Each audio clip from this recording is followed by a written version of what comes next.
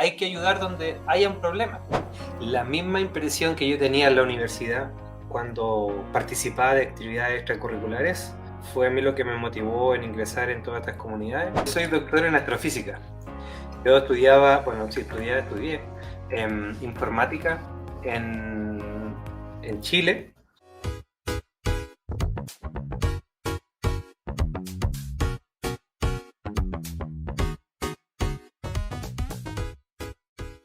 Bueno, bienvenidos y bienvenidas a David David, explorando el mundo de Python y más, el podcast donde desvelamos los secretos del lenguaje de programación Python y potenciamos nuestras habilidades blandas, impulsando el crecimiento profesional y nos sumergimos en el fascinante universo de las ciencias de la computación.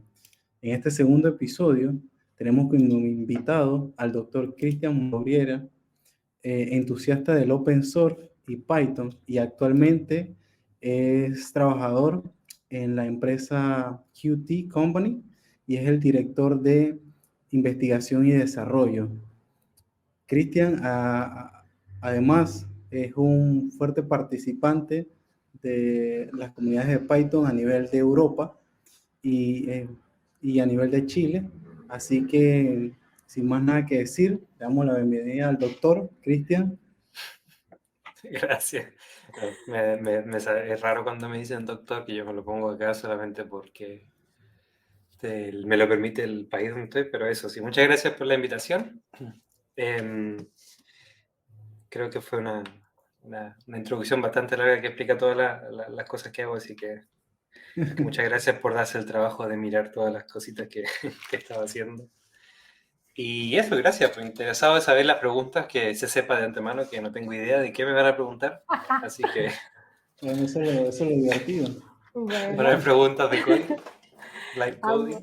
Vamos a hacer un cuestionario. No. Bienvenido, Cristian. Como mencionó David, hicimos un resumen de tu experiencia y todo lo que te representa. Sin embargo, como sabes, este programa de podcast With David surgió y nació desde el servidor de Python en español. Entonces, la primera pregunta que te vamos a hacer el día de hoy: ¿de dónde surgió la idea de crear este servidor de Python en español? Vamos a iniciar por esa esquinita. Va. A ver, espero no tardarme mucho con la historia, pero en definidas cuentas fue que cuando comenzó la pandemia, yo solamente participaba acá en Berlín, donde vivo, en un par de comunidades, había ido a un par de conferencias y no tenía gran participación en ningún lugar.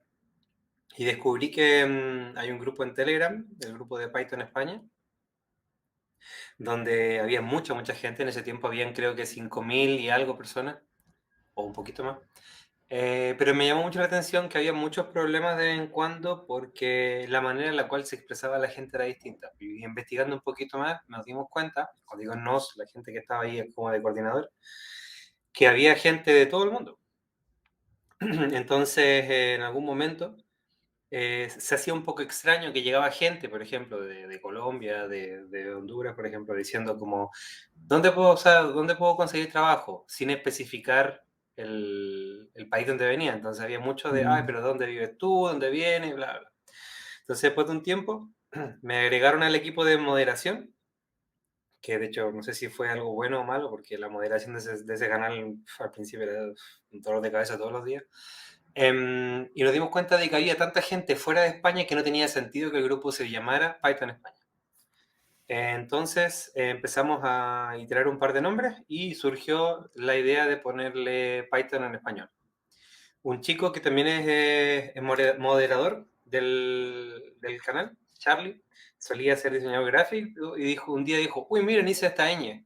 Y todo, uy, qué bonita la ñ y todo el tema, porque la presentó con este fondo en azul y se veía. Entonces dijimos, ya, hagamos eso. Y en ese mismo tiempo yo estaba ayudando a un amigo con la conferencia de Argentina, la PyCon que fue en Argentina, la primera PyCon creo que se hizo allá en Latinoamérica en Discord. Y le ayudé, no tenía idea yo que era Discord, solamente lo conocía por las cosas de juego. Y empezamos a ayudar como para conferencia y dije, uy, pero qué buena idea, hagamos un grupo así. Entonces ya le habían cambiado el nombre al grupo de Telegram de Python en español, pero no había Discord. Entonces, ¿qué hice yo? Como no sé que es decir Python en español es sumar todos los países sin el permiso de nadie, me parecía mal. Entonces, ¿qué hice? Creé un grupo en Telegram y invité a gente de la coordinación de Python Argentina, de Honduras, si no me equivoco, de México, bueno, de un montón de países, incluyendo España. Y les dije, hola, quiero crear este Discord. La idea no es que toda la gente se vaya ahí, sino que sea un centro para que la gente sepa dónde ir a otro lugar. Un par de personas dijeron, otra gente dijo, no, yo solo usamos otra cosa. Y yo le dije, pero ¿puedo usar el nombre? Ustedes no quiero que no se sientan pasadas a llevar. Dijo, sí, no hay problema. Entonces, bueno, lo usamos y la idea principal del server en un principio era un par de canales de que sea un lugar donde la gente llegue, sepa cómo armar su comunidad y se vaya. Esa era la idea, que todos ustedes se fueran. No, claro, porque antes yo siempre decía, ¿y cómo hay comunidad en Uruguay? No sé. Hay comunidad en Venezuela, en Panamá, era como, parece que había una, entonces no había ningún lugar donde podíamos tener toda la gente. Entonces dije, la única regla que quiero poner aquí es de que la gente de coordinación sean al menos representantes de las coordinaciones de las comunidades de sus países. A pesar de que no hagan nada y que esa gente esté ahí. De hecho, ahora les puedo dar un dato que no tienen acceso ustedes, súper secreto, pero actualmente de la organización del servidor o de la coordinación del servidor hay, aquí tengo, dos personas de Argentina, dos personas de Bolivia, una persona de Chile, tres de Colombia, 1, 2, 3, 4, 5, 6 de España, Guatemala, una persona, 1, 2, 3, 5 de México, una Nicaragua, una Panamá, una Paraguay, Perú, República Dominicana una y Uruguay una. Y faltan muchos países todavía. Y era nuestra meta de conseguir coordinación de ahí. Entonces, con ese como permiso por omisión que obtuve, dijimos, bueno, hagámoslo. Si alguien se mete, se mete. Y ya hay un montón de tracción ahora. O sea, ustedes han visto también que tanto proyectos tan bonitos como este, o como quizás ustedes también se conocieron por ahí. Y actualmente tenemos 8.920 personas en el servidor. Y eso. O sea que la necesidad te llevó y ha sido una muy linda comunidad porque hasta ahora, como dice, han salido muchísimos proyectos. Así que, excelente, David, ¿que quieres consultarle algo? No, claro. No, yo llegué, o sea, al servidor tal cual buscando que existiera una comunidad de Python en español y bueno, llegué y yo, ¿what? Es un servidor grandísimo. Pero ya que mencionabas eso, lo del título de que no comúnmente te pones el tema de doctor. Después de todo, ¿en qué eres doctor? Recuerden que tenemos el grupo de estudio de ingeniería de datos en el servidor que van a encontrar en la descripción aquí abajo. Y igualmente, si ustedes quisieran iniciar un grupo de estudio por su cuenta, que les interesa algún tema como backend o algo relacionado con Python, pueden sugerirlo en el mismo servidor de Python en español. Por allá nos vemos. Yo soy doctor en astrofísica. Yo estudié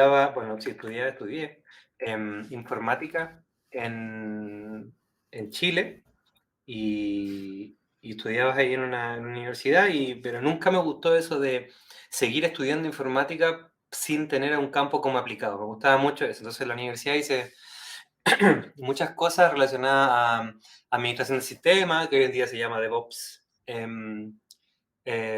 astronomía, robótica, inteligencia artificial, cuando se hacían los algoritmos desde cero, no había PyTorch ni cosas así. Entonces, me gustaba siempre aplicarlo en lugares. Y cuando estaba terminando mi magíster, porque decidí comenzar un magíster al mismo tiempo, o un máster, no sé cómo se dirá en diferentes países,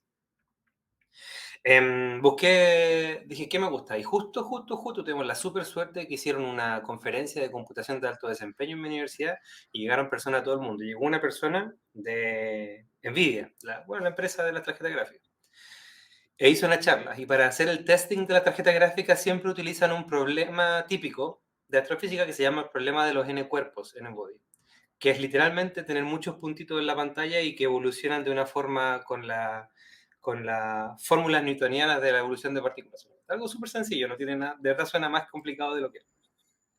Y me gustó tanto esa simulación que dije, yo quiero hacer esa simulación. Y busqué y había que hacer cosas de astrofísica. Le envié un par de mails a un par de profesores de otras universidades porque mi universidad no tenía. Uno de ellos me dijo, sí, vente, y por cierto, viene un amigo a visitar de España. llegó este amigo de Epson, bueno, no sé si va a escuchar alguna vez esto, pero se llama Pau. Y él me dijo, uy, bueno, todo bien, ahí miramos, sí puedo hacer algo, y me tengo que volver a Valparaíso, me dijo, donde yo estudiaba, nacida en Chile. Le dije, yo también voy. Dijo, podemos ir en el bus juntos, que yo no conozco por acá, sí. Y nos fuimos hablando 2 horas, y se dio cuenta al final del viaje de que toda la expertise que tenía yo del lado de computación es lo que él andaba buscando en personas para el centro donde él trabajaba. Y me invitó 6 meses de pasantía. Fui, terminé el máster y luego de terminar el máster me volví a Chile, hice la defensa y él me invitó, me dijo, me gustaría mucho que hicieras un doctorado conmigo. Y me volví. Entonces fue como volví a Chile, hice la defensa del máster, volví y llegué acá. Y luego terminé el doctorado, bueno, pero eso ya es un tema para varios podcasts de por qué no hice un postdoc, que es lo que habitualmente se hace, pero decidí pasarme a la industria y quedarme a vivir acá en Berlín. Aguanta, pero espérate. Entonces, en ese proyecto, ¿tú aplicaste Python o lo hacías con C? Porque también, hasta donde sé, tú sabes mucho de C. Sí, en ese momento, en ese proyecto, bueno, para el doctorado fueron muchas cosas. O sea, había muchos proyectos que eran script en Python. En ese tiempo estaba muy de moda Matplotlib, no existía Seaborn ni Plotly ni todas esas cosas. Así que todos los gráficos, por ejemplo, de todos los papers o la tesis o cosas así lo hacía, lo enseñé a mucha gente. Entonces Python para mí siempre fue un pegamento diferente de lenguaje. Entonces lo utilicé mucho para poder ayudarme en procesos donde tenía que utilizar código, por ejemplo, en Fortran, en C, en C++. Entonces el código fuerte de mi tesis y mi estudio doctoral fue en C++, sobre todo por la computación de alto desempeño. Hice un par de pruebas con Python, siempre el prototipo en Python, pero Python me servía para toda la automatización alrededor de ello. Entonces no fue el fuerte, en ese tiempo no existían muchos módulos y cosas así. Y yo, como estaba terminando el doctorado, apareció un nuevo módulo que me acuerdo que la gente hablaba y decía, bueno, no sé, que se llamaba Pandas, no sé si ustedes lo saben. Y en ese tiempo ni siquiera alcancé a usar Pandas, así que... Pero hoy en día, si tuviera que hacerlo, lo hubiera hecho en Python. O sea, la calidad de los módulos que tenemos para computación de alto desempeño hoy en día es súper interesante. Así que ni siquiera era parte de mi día a día, era más como una herramienta más que como la herramienta principal. Siempre yo he pensado que me gusta mucho Python, pero sé que no es la solución a todos los problemas. Creo que la mejor solución es obviamente mezclar todos los lenguajes que tú sepas o que sean mejores para los problemas. Claro, pero es interesante, o sea, como, porque entendía, o sea, no tenía quizás todas las fuentes, que eras primero doctor y luego te fuiste a tecnología, pero realmente es un hilo, vamos a decir, que está conectado. Desde la informática llegaste a astrofísica y volviste a la industria con los conocimientos. Eso está, wow. Y muy interesante también que mencionas esto de que no solamente es un lenguaje, sino que realmente soluciones que dependen de varias herramientas. Vamos a decir que no nos casamos con una única solución. Sí es cierto que hay lenguajes que tienen una fortaleza puntual para ciertas soluciones, como Python, con la ciencia de datos, pero eso está excelente. Claro. Y lo bueno es que Python está hecho de una forma que es muy fácil poder extenderlo. Y ustedes lo han visto hoy en día, por ejemplo, ustedes deben saber, si han visto alguna de mis charlas alguna vez, de que la implementación estándar de Python está escrita en C, y al estar escrita en C, esto te abre la puerta a muchos lenguajes de programación, incluyendo C, C++, Rust, por ejemplo, cualquier otra cosa que tenga una interfaz, una API, por ejemplo, para interactuar con C. Entonces, de esa manera, por eso Python triunfó. O sea, siempre yo he dicho que Python ha tenido varias como puntos de inflexión en los cuales el lenguaje o moría o se hacía famoso. Por ejemplo, el primero fue, creo yo, que con las cosas de automatización de tareas. La primera cosa. La segunda fue cuando apareció la fama de Django. En ese tiempo se estaba también utilizando Ruby on Rails, quizás les suena. Sí. Y todo el mundo decía que Ruby on Rails era la solución y que Python nunca iba a triunfar. Y la aparición, obviamente, de PyTorch, Scikit-learn, TensorFlow, todas estas cosas de data science. Ya esas librerías consolidaron como que este es mi terreno, aquí nadie se mete, a pesar de que existe R, pero Python es lo que está más fuerte. Cristian, seguidamente por ahí, si actualmente tuvieras que hacer un proyecto de astrofísica, o sea, ¿cuál sería y en qué utilizarías Python? ¿Cuál sería el proyecto de astrofísica que harías hoy en día con Python? Bueno, en la astrofísica hay diferentes problemas que resolver. para no entrar tanto en detalle. Por ejemplo, los más sencillos podrían ser de solamente resolución de ecuaciones para obtener un resultado determinado. Y los otros que son los más pesados, que son de simulaciones, que por lo general siempre son simulaciones a larga escala. Entonces, para la resolución de ecuaciones, yo pienso que utilizar Python es como lo más sencillo, sobre todo por la abstracción del lenguaje, que es muy fácil poder llevarlo ahí. Pero para simulaciones de más grande escala, yo creo que dependería mucho del hardware que tenga. Si volviera a tener lo que yo utilizaba, que son estas tarjetas gráficas, la GPU, yo creo que, bueno, PyCUDA es un módulo que es súper interesante para poder hacer ese tipo de cosas. Hay bastante, por ejemplo, si bien es cierto NAMP y es bien, bien interesante con ello, la existencia de otros módulos más grandes, más rápidos, como Polars, por ejemplo, para reemplazar Panda. Eso igual lo haría en Python, y lo que haría es como lo que sinceramente espero que a ustedes siempre le hayan enseñado en su momento cuando estudiaron, que hay que hacer una implementación inicial e intentar arreglar los cuellos de botellas de rendimiento. Entonces, lo más probable es que termine haciéndolo en Python, detectar un cuello de botella y hiciera una pequeña extensión quizás, por ejemplo, en C, para poder mejorar eso. Pero igual yo pienso que usaría Python por la facilidad de empezar un nuevo proyecto. Vale. De ahí, de eso, desde cuando tú terminaste ya tu pasantía ahí en la empresa de astrofísica, ¿eso te llevó a QT? Sí, O...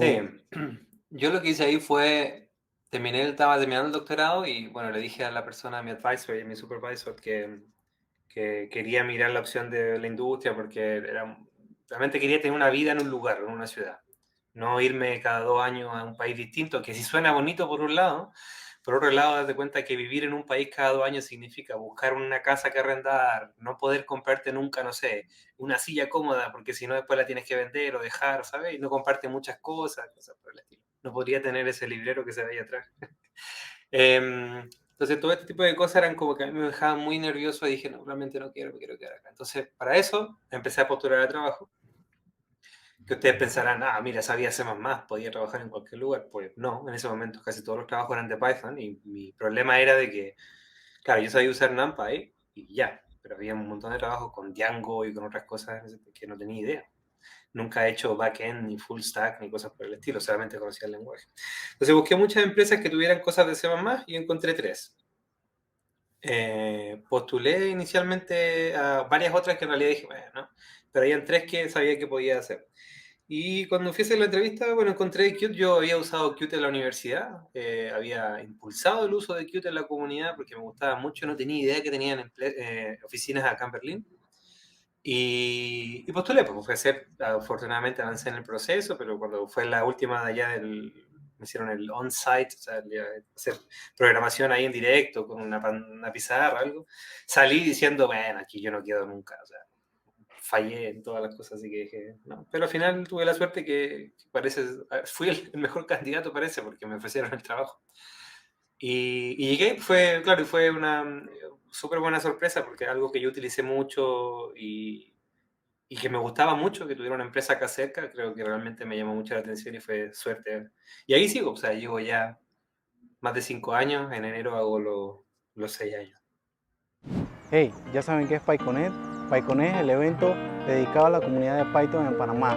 Va a ser del 13 al 14 de octubre, no se lo pierdan. Vamos a tener reuniones tanto presenciales como virtuales. Van a haber temas de web, seguridad informática, ciencia de datos, AI, así que no se lo pierdan. Vamos a dejar toda la información en la descripción del video, así que nos vemos.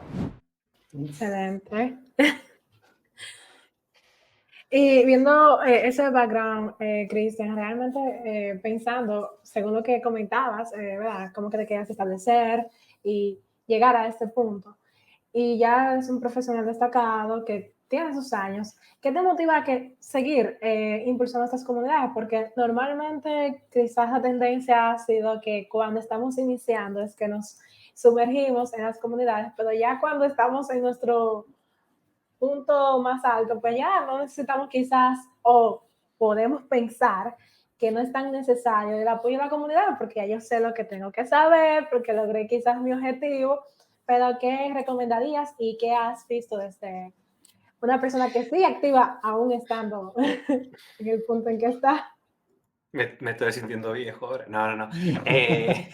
Mira, sinceramente yo me di cuenta cuando ingresé a las comunidades de que la misma impresión que yo tenía en la universidad cuando participaba de actividades extracurriculares, que era de que hay mucha gente que encuentra una idea buena pero que no tienen el tiempo para hacerlo, fue a mí lo que me motivó en ingresar en todas estas comunidades. Y por alguna razón, solamente por ingresar a una comunidad y hacer las tareas que me decían que hiciera, ya sobresalía porque era como, oh, esta persona puede tener tiempo y todo.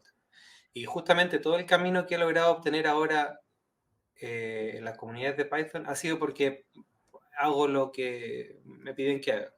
No digo que la gente sea floja, pero siento que hay gente que no tiene este beneficio de tener, por ejemplo, un trabajo estable y que no demande tanto tiempo. Yo, por ejemplo, a la gente le digo que el 80, si no 90% de mi estrés en mi día a día viene de las cosas que hago con la comunidad de Python. O sea, si yo estuviera solamente trabajando, no sé, me hubiera leído todos los libros que te ven atrás, quizás estaría de mejor forma, estaría practicando un par de deportes, porque a mí mi trabajo no me da tanto estrés. O sea, de vez en cuando aparece algo que hay que terminarlo, pero todo lo demás es Ah, estrés, pero no quiero decirle a la gente que se van a estresar por ello, porque justamente el problema es mío por estar en muchos lugares. Pero Mm, el mensaje que quiero decir es que yo no estudié para hacer algo de comunidades de Python, no soy una persona experta en Python, no sé todos los módulos que existen, ni sé resolución a todos los problemas, pero me di cuenta de que solamente queriendo hacer un cambio o ayudar era suficiente. Todos los proyectos que yo he ingresado, he empezado siempre desde abajo de, mira, bueno, falta hacer este pull request, agregar este typo, si una conferencia, una meetup, hay que arreglar la silla, hay que llevarse las botellas vacías después de la meetup, hay que llevarse las botellas después de la meetup. Yo no llegué aquí como yo soy, no sé, podría decirle, por ejemplo, cualquiera de las meetups de acá de PyLadies Berlín, yo soy organización de todas estas conferencias, yo no voy a estar ordenando sillas, ¿no? Sino que hay que ayudar donde haya un problema. Si hay un problema en que la gente no recoge las botellas después de la mitad, pues hay que ayudar en eso. Entonces, si alguien tiene ese tipo de personalidad de ayudar donde haya que ayudar a la comunidad, ya sea en un diseño, mandar correos, hacer el servidor, moderar algo, lo pueden hacer. Y de seguro todos los seres humanos que quieran ayudar en esto van a encontrar una comunidad donde haya que hacer algo. Siempre hay trabajo por todos lados y incluso hasta postulando charlas, que a veces la gente piensa que no son contribuciones. Entonces, si alguien realmente quiere ver un cambio en su comunidad local, yo le recomendaría que sea una organización o comience a organizar una cosa entre ellos y que eso, a veces solamente el esfuerzo tuyo puede motivar a otra persona y a otra persona y a otra persona y a otra persona, o incluso no es que tú seas la primera persona en hacer eso, sino que revivas lo que ya existía. Pero antes de entrar de cámara hablábamos con Soleni de que hay muchos países donde tenían comunidades que entraron a ser comunidades dormidas. Solamente la aparición de alguien que diga, oye, sigamos haciendo estas cosas, de seguro va a salir todo bien esta vez, aunque sea la vez 27 que lo intentamos. Ayuda, que sin hablar tanto más, es lo que pasó con Chile. En Chile había muchas comunidades pequeñitas activas y mi único aporte ahí fue decir, oye, ¿y si todos nos unimos mejor y hacemos algo en grande? Dijeron, sí, y de ahí nació. Pues, fue mi único aporte en realidad en lo que es la comunidad chilena. sí, o sea, es la disposición y el deseo de ayudar realmente. Y en Chile hay bastantes comunidades y muy activas actualmente, así que se logró el objetivo. Claro, claro, revivieron.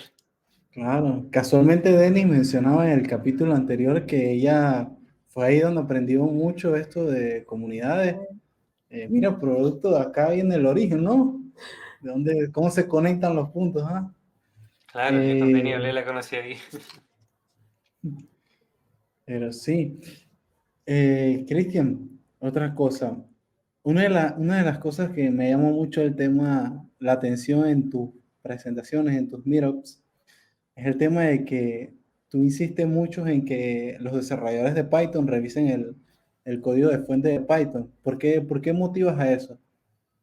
¿Cuál es el detrás de eso? Porque yo creo, bueno, a mí lo que me motiva principalmente es saber cómo funcionan las cosas. Sé que es muy cliché, pero de pequeño siempre me gustaba desarmar todo para saber cómo funcionaba. Y de hecho, quizás por eso me gustó la ingeniería o la informática y cosas por el estilo. Pero había muchas cosas que yo no entendía. Por ejemplo, cuando yo empecé a estudiar informática, hay un lenguaje de programación y se utiliza, por ejemplo, un compilador. ¿Qué hace un compilador? ¿Cómo puede interpretar eso? Ahí entendí que, claro, era un proceso que se transformaba este código en C, en código de máquina, assembler. Y cuando empecé a utilizar otros programas o otros lenguajes, por ejemplo, como Python, me di cuenta, siempre era como, ¿cómo hacen de que yo pueda decir A es igual a 1 y después A es igual a hola? ¿Qué pasa abajo? ¿Qué está haciendo la capacidad de ese lenguaje para que pueda ser un número, una palabra?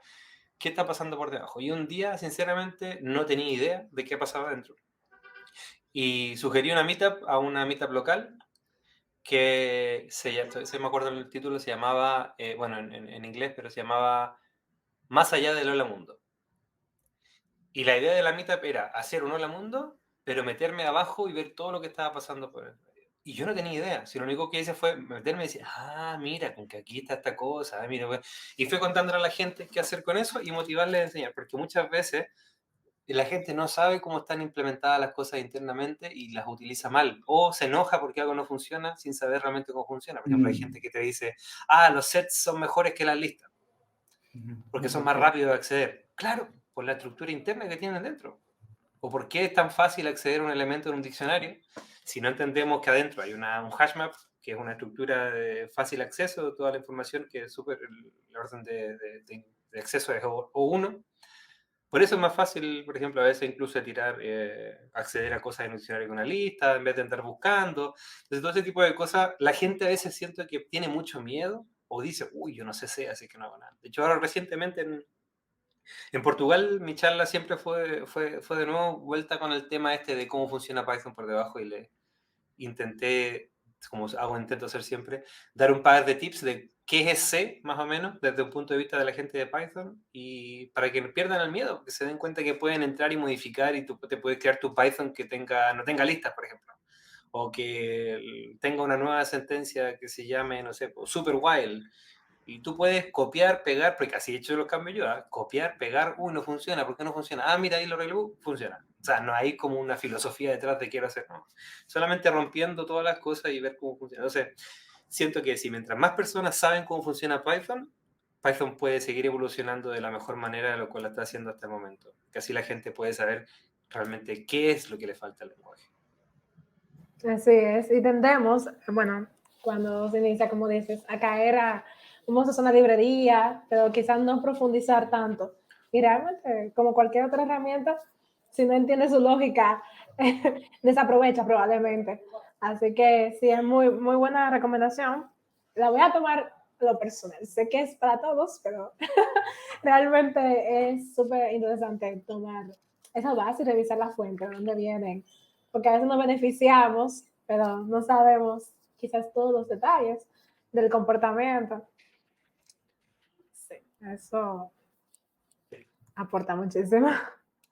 Sí. Y, Cristian, esa forma tuya que mencionas, bueno, yo quiero ver cómo funciona por dentro, normalmente es como tu metodología de aprendizaje, tienes truquitos que no sé, o qué recomendaciones de esa forma de pensar para aprender una nueva herramienta. Por ejemplo, como mencionaste, Python. Uy, aquí yo pienso que no sé si mi consejo va a ser para mejor o peor. Y esto es lo que voy a decir, espero que lo tomen con, como se dice en inglés, con un grano de sal. Yo creo que los métodos de aprendizaje que yo tengo son muy malos y nadie debería seguirlo. Pero, por ejemplo, a mí siempre, siempre, siempre, todos los días, ya sea en comunidades de Python o cosas del trabajo, me preguntan, ¿cuál es el mejor curso para aprender X? ¿Cuál es el mejor libro para aprender X? Y yo te mentiría si te digo que he terminado algún curso. Yo, de hecho, todavía no he terminado nunca el del Django Girls para aprender Django, nunca lo terminé. Libros, soy malo para leer libros en general y sobre todo si son tecnología. Mi única forma de aprender, creo que está muy mal, así que por favor no lo hagan, es de que si quiero aprender, por ejemplo, el otro día, por ejemplo, bueno, el otro día, hace un tiempo quería aprender Rust para saber de qué iba todo, a pesar de que me cuesta mucho y no entender el cambio de paradigma. Entonces, mi idea fue, voy a empezar un proyecto en Rust. Y literalmente fui a un buscador y dije, ¿cómo hacer Hola Mundo en Rust? Mira, así se hace, bueno, copié y pegué. Pero quiero hacer algo que sea una línea de comando que acepte cómo aceptar línea de comando. Mira, funciona. Pego esto. No funciona. buscar el error, todo el tema. Mira, funcionó. Y me pasé ahí horas, que quizás si hubiera tomado un tutorial como corresponde, hubiera entendido todos los conceptos y por qué pasa este método acá, entonces me pongo a buscar qué hace el método tanto, me puse a buscar. Entonces, como que siento que esa forma de aprendizaje de intentar fallar, intentar fallar, intentar fallar todo el tiempo, a mí, por lo menos en mi cabeza, me funciona mucho mejor que sentarme, leer un libro, aplicarme conocimientos e ir a ello. Y a mucha gente no le funciona, pero a otras personas seguro que sí. Es como, en vez de empezar con la ruta feliz, la documentación, bueno, yo busqué todos los errores posibles y ya sé cómo no debe funcionar. Claro. Sí, está interesante. Yo he escuchado realmente, no sé cómo dices, pero sí es una forma válida de aprender y si te ha funcionado, también nos puede funcionar. Bueno, claro, funciona, así que... Pero igual le recomiendo a la gente, bueno, hay tanto contenido hoy en día que sé que es para perderse... Sí. Yo pienso que la gente, de la misma forma cuando me preguntan cuál es el mejor editor de Python, yo digo, pruébalos todos y ve cuál te gustó más porque el color, el botoncito, cómo se veía la fuente por defecto en tu ordenador o qué persona hablaba mejor. En realidad siento yo que los recursos de aprendizaje, da igual la calidad, da igual cómo sean, va a depender mucho de la persona y las ganas que tenga esa gente de aprender. Sí, sí, sí. Y creo que es un punto válido lo que tú mencionas y que se conecta con lo que mencionaba anteriormente, esa curiosidad de profundizar en las herramientas, pues, que a pesar de que, o sea, ese es tu método, tu metodología de aprendizaje tuya, pues, personal tuya, pero va muy arraigada por el tema de que tú profundizas, desde mi perspectiva, mucho más rápido en los errores del lenguaje que ir por la ruta feliz, porque cuando estás en la ruta feliz, tú vas y que, ok, el hola mundo, ajá, todo. Cuando te sale un error, ahí comienza y que, pero espérate, esto yo no lo vi, y ya llevas un tutorial completo de que ya tienes hasta un CRUD, ya tienes hasta un servidor montado y los errores no tienes ni errores, nada, entonces yo creo que con eso, esa metodología está interesante. Sí, bueno, a ver si alguien lo intenta el problema es que hay que tener harto manejo de la frustración. Si la gente entiende de que no puede aprender algo nuevo en un corto periodo de tiempo, está bien. O sea, no... Mira, a mí, por ejemplo, hay una... Volviendo al tema del doctorado, yo cuando quise, porque informática, ustedes saben, no tiene nada que ver con astrofísica, cuando quise inscribirme en la universidad en Alemania, pasé no sé cómo le llaman ustedes en sus países, pero la malla, o sea, lo que dice todo la asignatura de la universidad, y me dijeron, bueno, en una universidad dijeron, no es compatible con la de astrofísica, y en otra... que sí aceptaban gente con perfiles de ingeniería, me dijeron sí, pero necesitas estudiar mecánica cuántica y te tenemos que hacer un examen oral de mecánica cuántica. Yo, o sea, de mecánica cuántica sabía la definición porque la mencionaron en una de las físicas, porque la ingeniería me dice hacían. Y yo le dije, ¿cómo voy a aprender mecánica cuántica? Yo me decía, no me preocupes, lo único que no interesa es que te aprendas las leyes, que sepas resolver ejercicios. Si ustedes no saben, no les voy, pero algún ejemplo muy sencillo. Ustedes saben que si tengo una pared acá y ahora yo tiro una pelota o un balón, lo que sea, no cruza, ¿cierto? Bueno, mecánica cuántica dice de que existe una pequeña posibilidad de que sí cruce. ¿Cómo? Y eso cambia todo cómo funciona el universo, todas las leyes de Newton se anulan, todo. Entonces, existe esa pequeña posibilidad. Entonces, todo cambia. Y ahí sí tuve que leer el libro. Y ahí tuve que, de hecho, no me leí todo el libro, sino que me leía como los ejercicios típicos. De hecho, ahí eso aprendí haciendo los ejercicios y después me leía la teoría porque volvemos a la práctica. Y la forma que sí tenía, por ejemplo, aprender con ese tipo de cosas era que me gusta mucho ir leyendo, por ejemplo, un párrafo y escribo una idea, una frase que sea lo que me resuma de ese párrafo. Entonces terminaba con papeles de resumen de cómo hacer las cosas o por qué funcionaban las cosas y por el estilo. Entonces, de ahí creo yo que viene también, se compara mucho esto de aprender algo nuevo y la frustración de manejar las cosas que son totalmente desconocidas para nosotros.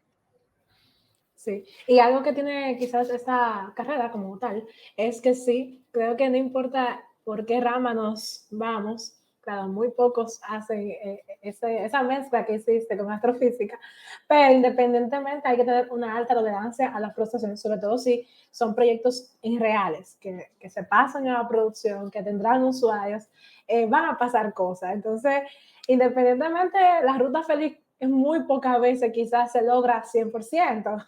Creo yo que todos hemos vivido esa frustración y realmente sí es bueno tomarlo, o sea, entenderlo desde el principio que eso nos va a pasar, porque creo que todos en lo que estamos aquí lo hemos vivido en algún momento, sea aprendiendo un lenguaje o presentando un proyecto y que falle el día que lo presentes.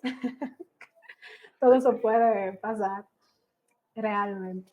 Y es interesante que lo mencionen porque como digo, sí es algo que hay que todos no paramos de aprender, es aprendizaje continuo, pero muchos de nosotros que estamos en el servidor, que estamos aprendiendo, quizás vemos a personas como un speaker, como el señor Cristian, decimos, no, pero tiene que saber todo y saber que también te has frustrado en algún momento, a pesar de todos los conocimientos, pues nos dice, ok, estamos por el camino correcto. Sí, sí, sí. Pienso que no tenerle miedo al fallar o públicamente o cuando uno siente un proyecto, yo pienso que es lo esencial para poder aprender más rápido, porque hay gente que quiere ese resultado positivo de inmediato, ¿no? No sé si será algo químico, no sé, no soy biólogo ni químico, pero esa generación de alguna cosilla interna para darte satisfacción pero sí, pienso que incluso la gente, por ejemplo, grandes personas expertas que nosotros podríamos considerar en el lenguaje, no se saben todo de memoria, se olvidan de cosas o son muy expertas en A, pero no saben B, C y D. Piensa tú que, por ejemplo, no sé, hay mucha gente, por ejemplo, las personas que desarrollan el lenguaje Python, que hay un grupo pequeñito, se llama los Core Developers. Hay mucha gente que no tiene familiaridad con todo lo que es Async.io, por ejemplo, que fue algo que se agregó al lenguaje. Gente que no tiene idea, gente que no, o que solamente trabaja en Windows y que no tiene idea cómo funciona algo en Linux y cosas por el estilo, que uno a veces idolatriza a esas personas y nos damos cuenta que son humanos. Y eso pasa mucho, hablando de comunidades, en la comunidad de Python, que yo nunca vi en la comunidad de C++, de que la gente que está a cargo de casi todas las cosas que utilizamos al día a día, la mayoría, porque no los conozco a todos, son gente bastante humilde.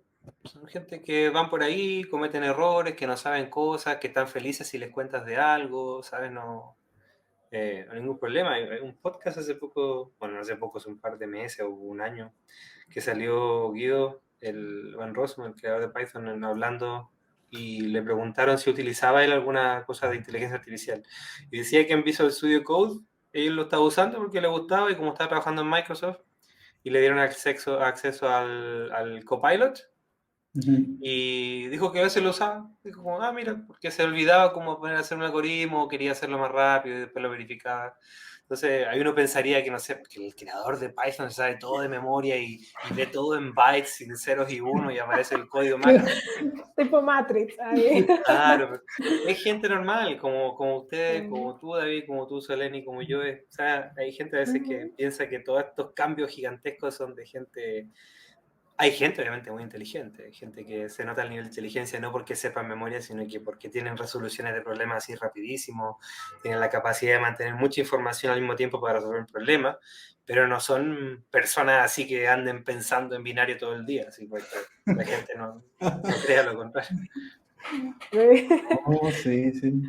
Realmente, y no sé, voy a hablar por mí, pero no sé David, pero sí, la forma de conversar contigo sí demuestra y reitera lo que mencionas, que los líderes de la comunidad de Python y estas comunidades son súper humildes y están abiertos para que cualquiera de nosotros nos acerquemos y ayuda a crecer. Realmente es un gran aporte porque es que no es lo mismo desarrollar solo o aprender en la universidad o en un curso cuando tienes una comunidad que te apoya y que puedas hacer un proyecto. Realmente se nota el crecimiento. Entonces, Claro. un placer que tú nos des esta oportunidad de conversar contigo, pero demuestra realmente esa misma humildad que menciona de lo que puedes Espero ser un buen aportar. ejemplo. No, sí, sí, es un Sí, buen lo es. ejemplo, Cristian. Yo lo que puedo decir es el tema de que, bueno, como me dijeron una vez, uno solo avanza, o sea, camina, pero juntos progresan más, pues. Entonces, yo, o sea, conociendo aquí a los del servidor, a todos, y cuando conocí a Cristian, que yo vi la primera charla que vi de Cristian, si no me equivoco, fue una de es cómo escribir código más rápido en Python. Yo me quedé así, yo, ¿La de Chile? ajá, yo me quedé, ¿cómo él sabe que es? Eso me sembró a mí una curiosidad. Y tenía esa ilusión casualmente de que este man tiene que saber y pasarse todo el día estudiando Python. No. Pasa a veces esas cosas, pero ya después viendo e interactuando más con Cristian, ya me di cuenta, chale, sí, una persona, o sea, sencilla, pues humilde y común y corriente, y para anexo de eso, también casualmente vi un podcast del creador de, creo que fue de C++, sí, de C++. El Bian. Ajá, el señor, o sea, él iba a estudiar informática, quedó fue por ahí, él mismo contó de que yo creé ese mamá fue por accidente porque me metí a un curso de la universidad y me gustó y bueno, de ahí creé ese mamá y bueno, y yo me Sí, quedé, pues y uno ese es el pensaría, tema. y uno pensaría así como dice Cristian, que este hombre es un iluminado de la vida, de que Y yo lo único que hice para esa charla, para que te des cuenta, yo sé que estamos ya cerquita en el tiempo, por ejemplo, yo había visto muchas charlas de gente que optimizaba código de manera, y siempre hay como consejos de por ahí de, no, que no utilice las listas, utiliza una clase, utiliza una data clase. Y dije, bueno, voy a ponerlas todas juntas y voy a poner un par de herramientas que, cómo poder medir eso, o sea, tampoco, no es que lo hubiera hecho, de hecho, que a veces uno hace, ustedes dos seguro programan muchas cosas, saben que hay que hacer las cosas de una manera y no de la otra para poder tener más, ¿cómo se llama? Más performance. Oye, de la frase que dijiste, un dato curioso esa frase, que es si quieres ir rápido, ve solo. Si quieres ir lejos, ve con más gente. Yo no sabía de dónde venía esa frase, y solamente por decirte, y la busqué para una charla que hice el año pasado. Y es una frase africana que viene de ahí, bueno, hay indicios de que es de una tribu X, de no qué cosa, pero es un dato curioso de la frase esa. ya saben, el dato curioso. Pero muy real. Sí. Bueno, una última pregunta, Cristian, antes de terminar el episodio. Es el tema de que para las personas nuevas que están ingresando al servidor y están aprendiendo, ¿qué consejo tú le darías para que crezcan en este mundo de la programación y desarrollen ese amor por construir cosas y que aprendan a tolerar la frustración? Pues, ¿qué tú le recomendarías o cuál sería tu consejo? Bueno, pienso que lo principal sería intentar hacer que entiendan que todo lo que esa gente siente que actualmente falta en comodidades y en el lenguaje, es bastante difícil que otra persona lo haga por ella.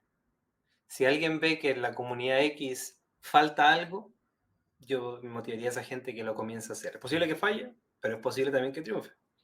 Y de la misma forma, con el lenguaje, que se den cuenta, toda la gente que está aprendiendo hoy a programar en Python, es muy probable de que sean estas personas las que hoy en día tienen un problema porque no saben leer un elemento en una lista.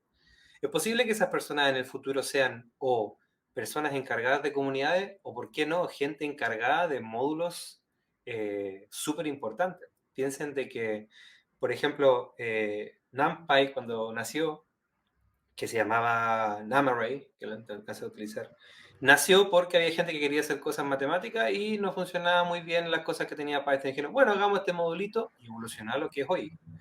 Lo mismo con Pandas, o sea, si se dan cuenta es como, pero es que lo que nosotros queremos es trabajar con tabular data, ¿sabes? Hagamos algo pequeñito. Entonces a veces hay mucha gente que piensa de que tienen que tener una idea de $1.000.000 de crear el siguiente Microsoft para ser famoso, y lo principal es que todos los problemas que tengas tú en el país donde vivas, en la empresa donde trabajes, si estás estudiando o no, sino que si tú tienes un problema, resuélvelo e intenta hacerlo público para que la gente lo pueda utilizar. Y mediante el código abierto y la colaboración, es posible que ya tengas en tus manos el código que mañana va a ser el módulo estrella de Python.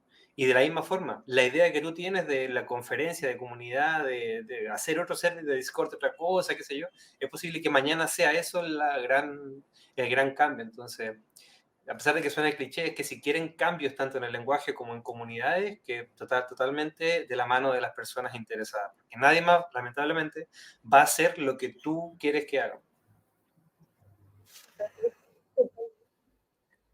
Total, total. Bueno, yo creo que con eso Cristian responde todas las preguntas que teníamos para él y pues señalar de que, bueno, Cristian siempre toma la iniciativa y busca resolver los problemas. O sea, a pesar que nadie se lo pida, él va y resuelve, no espera que otro venga. Así Claro. que tome mucho esa filosofía en cuenta porque es ser muy proactivo en la vida, pues, y no esperas que las cosas vengan a ti, sino que tú vas y haces las cosas. Así que eso sería todo por el episodio de hoy. Ha sido un placer, oyentes. Así que aquí en el canal de YouTube vamos a dejarle los enlaces al canal de Discord y vamos a dejarle otros enlaces para que se sigan informando y sigan aprendiendo de Python. Y pues nos vemos en el siguiente episodio de Bit a Bit. Agradeciendo tu tiempo, Cristian. Muchísimas gracias por esta linda conversación. Muchas gracias por la invitación. Así es. Así Bueno. que nos vemos. Bye, bye. Gracias, Chao. chao.